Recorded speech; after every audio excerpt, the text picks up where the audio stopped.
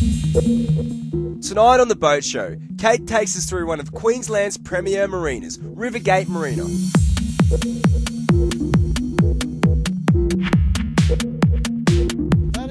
Also, Bryony catches up with marine industry identity Barry Jenkins. Or in Australia, and for that matter in the world, was really starting to grow. Matt and Anita take a look at what Riviera has to offer in the way of floating extravagance at Horseshoe Bay. And Bernadette climbs aboard the luxury end of the boating lifestyle with Tony Ross at Emption Shipbrokers Gold Coast.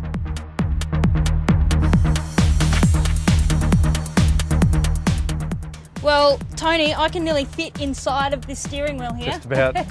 This is brilliant. First, here's your Boat Show panel. Hi, welcome to the Boat Show. Today we're talking about marinas and what an important part of the community they are, broader than the boating industry. Everyone's experiences with marinas.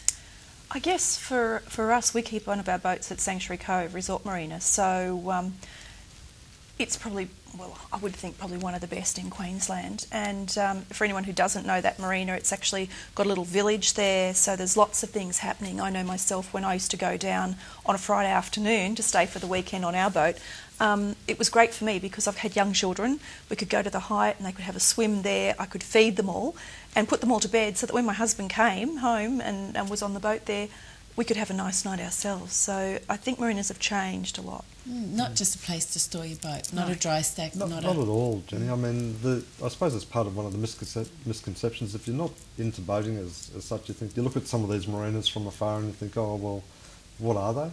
But stay out. But they really are community facilities, because a lot of the marinas around Brisbane, like the Scarborough Marina and the Manly Marinas and so on, they're state-owned boat harbours, and so they really are destinations in their own right, both from the land and from the water. And there's lots of facilities there. There's hotel accommodation and restaurants and cafes and all sorts of things. And with some of the work that we've been doing with the marina operators, a lot of the visitors to the marinas don't actually even own boats. So they just go there to dine and to meet friends. Or to go on a whale watching cruise, absolutely, for example. Yeah. Charters, a lot of charter leave. Operators. Even just the water taxis leave from there to take you somewhere That's right.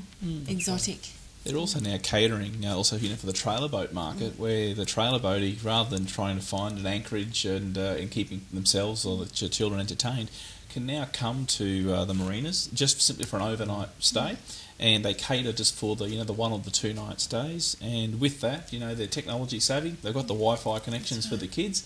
They've also now got the retail outlet in regards to dinner. They've got chandlery. They've got power access. So if you want to have an inverter on the boat to run your charge your batteries, power's on access, and hot and cold showers. So you can use your boat almost as a temporary accommodation for the night to get to a marina and find yourself almost like an outside hotel environment. Well, actually, there's a lot of websites that have, like, if you're looking for a hotel, you go to Need It Now, but they've got marinas, like a marinas guide online, so people can find out what is ahead before they get there. What we're seeing is that we hear about the grey nomads on the road with the caravans, but there's also an increasing population of people who are cruising the Queensland coast, stopping in at the marinas all the way up the coast.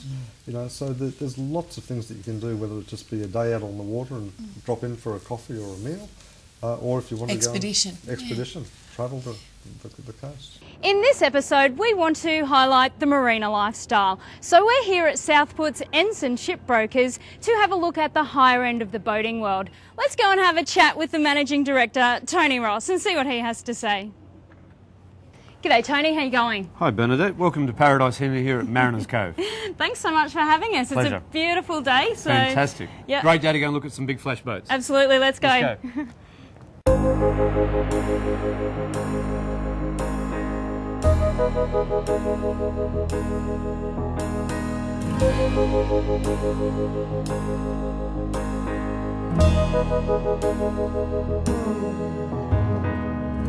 Well, Tony, what an office. This is brilliant. Not half bad, is it? This lifestyle is great. I mean, you've got obviously you can pull up your ship and then head over to the tavern or the... No, the boys that work here have got it pretty good. They work out of the floating office, so they've got a great view. I've actually lived on this marina for a while. It's a lifestyle that seriously, once in your life, everyone should experience living on a boat. It's a whole different way of going about things. Different things matter. It really, all of a sudden, food becomes the number one priority. You wake up in the morning and you go for a swim, and then it's about what's lunch, what's dinner.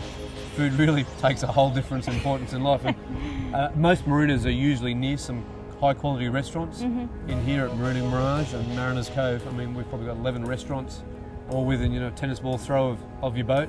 It's a good life, it really is. You've just got to watch what damage you do to your kidneys. And what would you say, like people that come to visit, how long would you think that the average stay would be?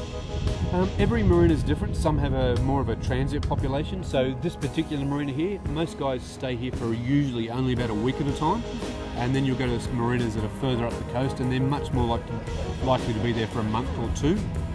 Mainly because they do a bit more exploring around the area, and there's often only one marina per town. On the Gold Coast, we're very spoiled. I think there's like 16 marinas that you can choose to pull up at. So a lot of them really do marina hop on their holiday. You just can't beat it. And there's regular sort of race days usually from marinas? For the yachts guys down here, we race every Thursday, twilight racing, and then they race out in the ocean most weekends. But even the powerboat guys, they have a lot of fun events that they race out at the yacht club, which is just down the end here. So you can get as involved in the boating side of things as you like, or you can use it as a mobile home and tour Australia's east coast and really just have a fine time. Yeah, and real novice boaties or people that haven't had much exposure or the opportunity to get out on the water, is there the chance for the average Joe to be able to do that? Absolutely. Most marinas are designed to be very easy to come in and out of.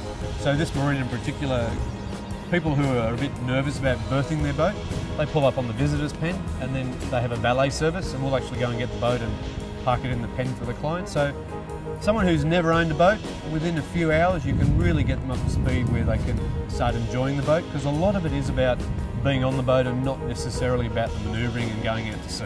At the end of the day, not a lot of people do the big trips that you read about out at sea. A lot of it is about the lifestyle that's attached to the marina. And the trip from here up to Sanctuary Cove is, a 2-hour run, and it's a whole different experience again. And every marina has its own community spirit, and most of them have their own tavern nearby, and it's a pretty casual way to live, I can tell you. But if you like, I can show you what the big end of town lives on, and we can see just how flash some things are. That'd be fantastic. Come on down. So come on board. Okay, thank you. Well, so what do you think, eh? Yeah, thanks for having me aboard. This is just amazing. It's such a nice surroundings and so relaxing. Yeah. I mean, the breeze, and you look back, it all changes when you're actually on board. And look at this. This is the way to live. You get on board here, you bring your fish down, barbecue away. That's fantastic. It really is the lifestyle. So you just whip up your line, whack it straight on the barbie. Straight on the barbie, good get to the go. hose out, hose it down, and go on an afternoon nap. Well, that's the best thing about boats, isn't it? I mean, you could just no time you frame. Literally get your hose and you squirt it out, and it doesn't matter. Yep. Yeah, excellent. So, so what sort of boat are we on at the moment? This is a 52-foot catamaran that was actually built here on the Gold Coast by a local firm, and it's really designed for guys who would probably want a coastal cruise, but really want to take all of the comforts of home. So it's a fairly luxurious vessel. There are some that are probably a notch above, but it's aimed squarely at probably the 45 or older market who have done a bit of the boating, and the wife's come along and you want to go away and bring family and friends, and you don't want to leave anything behind. It's got both stereo sound system, all of the stuff you need for a great weekend away. So if you were going for a weekend away, what sort of passenger number comfortably? You comfortably fit 6 people on this boat, and everyone's got their own toilet and shower. It's all separately ensuited. Wow. Come on through and I'll show you the master cabin. Great. Every boat's a compromise, so some have a lot more storage than others, and some have a lot more gadgets and gizmos, and some are more party boats, and some are better at sea. But for every owner, there's a boat out there that's designed and built for their needs in mind. Well, I wouldn't complain if this was my boat. Me either. So come on up, Bernadette, and this is where it all happens. Here we are on top of the world. Pretty much. As you can see, the view is pretty awesome from up here. So this particular boat's got, like most of the luxury vessels nowadays, the latest in avionics, which really means pretty much anyone can really find their way up and down the coast. It's autopilot, got all the ModCon gizmos, and this is it. Believe it or not, this is the whole control for the vessel. This is easier than my tinny at home. Absolutely it is. Fingertip control, all electronic, it really is easy. Come on out to the back deck. Okay. Another great place for a barbecue, or catch some rays. Yeah, absolutely glorious, especially on a day like today. Yep. So, Tony, how fast does this baby go? This one does about 26 knots, which is actually pretty fast for a boat of this size. The really tricky bit with this particular boat, which is why it was designed and built, the whole ethos was on being a very economical boat. Traditionally, a boat like this would probably want to run twin 800 or twin 1000 horsepower engines. Believe it or not, we've only got two 315 horsepower engines in this boat. Okay. And it still does these speeds. And it's really about the hull design, which again was done by an Australian guy and built here on the Gold Coast. So it's something to really be quite proud of. Yeah, absolutely. So how old was this boat then? It's just on 2 years old. Okay. And as you can see, it's been well and truly loved, and it's done a few trips up the coast. It really is a very nice boat, perfectly designed, as I said before, for someone who wants to do a nice economical trip up the coast. Yeah, absolutely. And like we said before, plenty of room for the family, and Yep. cook up your fish on the back deck. Yep, Fantastic. good all-round boat. I would like to show you another boat here, which is almost identical to the one that I lived on for a while, which is a very romantic, fun boat. And there's a sports boat down here I think we should have a look at as well. Great, let's Okay, go let's check go. it out.